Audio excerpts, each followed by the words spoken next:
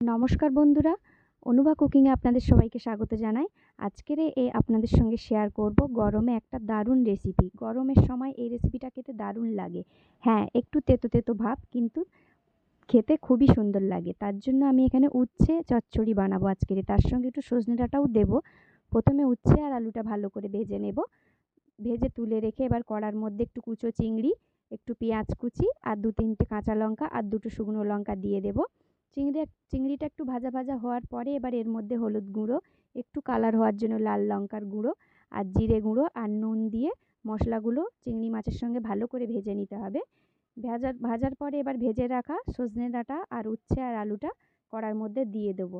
একটু কষানোর পরে এবার সেদ্ধ করতে দিয়ে দেবো। তার জন্য অল্প পরিমাণ জল দেবো। জল দিয়ে একটা ঢাকনা চাপা দিয়ে জলটা মরে গেলেই একদম রেডি সজনে ডাঁটা দিয়ে চিংড়ি মাছ উচ্ছের চচ্চড়ি। দেখুন, এটা দেখতে সাদা সাদা হলেও খেতে কিন্তু দারুণ টেস্টি হয়। যদি আপনারা এইভাবে বাড়িতে বানান তাহলেই বুঝতে পারবেন। গরমের সময় খেতে তো এটা খুবই ভালো লাগে। উচ্ছে দিয়ে একদম সজনে ডাঁটা দিয়ে আর কুচো চিংড়ি দিয়ে দারুণ একটা রেসিপি। এইভাবে আপনারা বাড়িতে বানান, দেখবেন বাচ্চারা এটা তেতো ভাবও বুঝতে পারবে না। চিংড়ি মাছের স্বাদে উচ্ছেটাও খাওয়া হবে আর ডাঁটাটাও খাওয়া হবে।